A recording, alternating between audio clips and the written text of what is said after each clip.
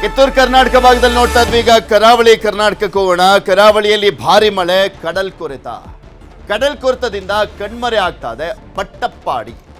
ಮಂಗಳೂರು ಹೊರವಲಯದ ಬಟ್ಟಪ್ಪಾಡಿ ಪ್ರದೇಶ ಅದು ಕಡಲ್ ಕೊರೆತದಿಂದ ಕೊಚ್ಕೊಂಡು ಹೋಗ್ತಾ ಇದೆ, ಮುಳುಗ್ತಾ ಇದೆ.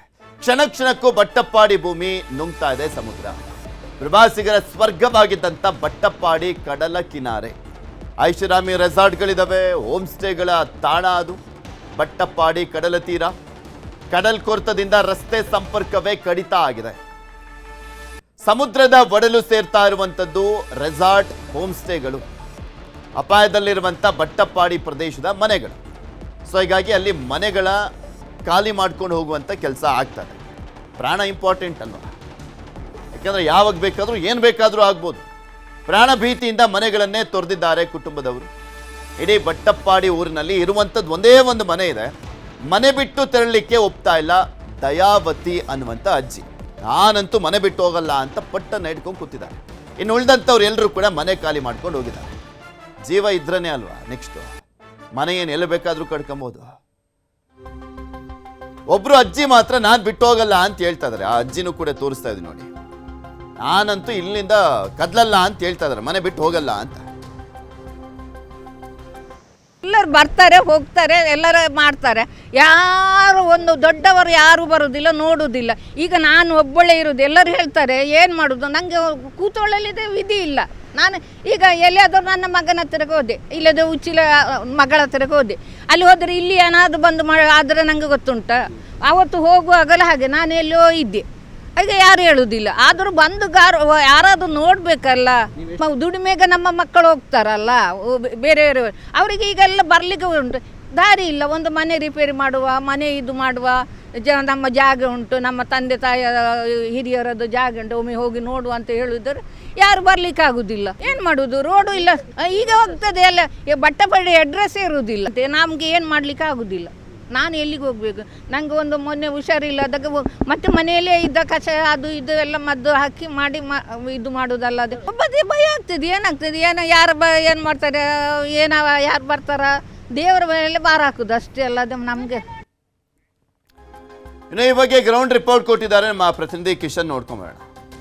ಕರಾವಳಿಯಲ್ಲಿ ಮಳೆಯ ಅಬ್ಬರ ಕಡಿಮೆ ಆಗಿದೆ, ಆದರೆ ಅರಬ್ಬಿ ಸಮುದ್ರ ಸಂಪೂರ್ಣವಾಗಿ ಪ್ರಕ್ಷುಬ್ಧಗೊಂಡಿರುವಂಥದ್ದು. ರಕ್ಕಸ ಗಾತ್ರದ ಅಲೆಗಳು ದಡವನ್ನು ಅಪ್ಪಳಿಸ್ತಾ ಇದೆ. ನಾನೀಗ ಉಳ್ಳಾಲದ ಬಟ್ಟಪ್ಪಾಡಿಯ ಕಡಲ ಕಿನಾರೆಯಲ್ಲಿದ್ದೇನೆ. ದೃಶ್ಯಗಳಲ್ಲಿ ಗಮನಿಸ್ತಾ ಇರ್ಬೋದು ಅರಬ್ಬಿ ಸಮುದ್ರ ಯಾವ ರೀತಿಯಾಗಿ ಪ್ರಕ್ಷುಬ್ಧ ಆಗಿದೆ ಅಂತ ಹೇಳಿ ದೃಶ್ಯಗಳಲ್ಲಿ ನಿಮಗೆ ಸಾಕ್ಷಿಯನ್ನು ಹೇಳ್ತಾ ಇದೆ. ನೀವು ದೃಶ್ಯಗಳಲ್ಲಿ ಗಮನಿಸ್ತಾ ಹೋದರೆ ಈಗ ಭಾಗಶಃ ಬಟ್ಟಪ್ಪಾಡಿಯ ಸಂಪೂರ್ಣವಾಗಿ ಭೂಭಾಗವನ್ನು ಕಡಲು ಆಪೋಷಣವನ್ನು ಪಡೆದಿದೆ. ಕಡಲ ಬದಿಯಲ್ಲಿರುವಂಥ ರೆಸಾರ್ಟ್ಗಳಿಗೆ ಈಗ ಆತಂಕ ಎದುರಾಗಿದೆ. ಬಟ್ಟಪ್ಪಾಡಿ ಕಡಲ ಭಾಗ ಕಳೆದ 3-4 ವರ್ಷಗಳಿಂದ ಸಂಪೂರ್ಣವಾಗಿ ರೌದ್ರ ಅವತಾರವನ್ನು ಬಿಡ್ತಾ ಇದೆ. ಇಲ್ಲಿನ ಸಾಕಷ್ಟು ಭೂಭಾಗಗಳು ಸಮುದ್ರ ಪಾಲಾಗ್ತಾ ಇರುವಂಥದ್ದು. ಹಾಗಾಗಿ ಈ ಭಾಗದಲ್ಲಿ ಹಿಂದೆ ರೆಸಾರ್ಟ್ಗಳಿತ್ತು, ಐಷಾರಾಮಿ ಮನೆಗಳಿತ್ತು. ಆ ಮನೆಗಳ ನಿವಾಸಿಗಳು ಎಲ್ಲರೂ ಕೂಡ ಈಗ ಖಾಲಿ ಮಾಡಿದ್ದಾರೆ. ಈಗ ಇರುವಂಥ ಖಾಲಿ ಕಟ್ಟಡಗಳ ಅವಶೇಷಗಳು ಯಾವಾಗ ಸಮುದ್ರ ಪಾಲಾಗುತ್ತೆಂಬ ಭೀತಿ ಇರುವಂಥದ್ದು.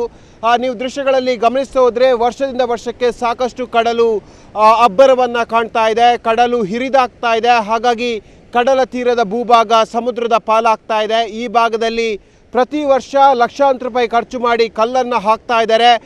ಈ ಭಾಗಕ್ಕೆ ಸಚಿವ ಮತ್ತು ಶಾಸಕರು ಆಗಿರುವಂಥ UT ಖಾದರ್ ಅವರು ಪ್ರತಿನಿಧಿಸುವಂಥ ಕ್ಷೇತ್ರ ಇದು.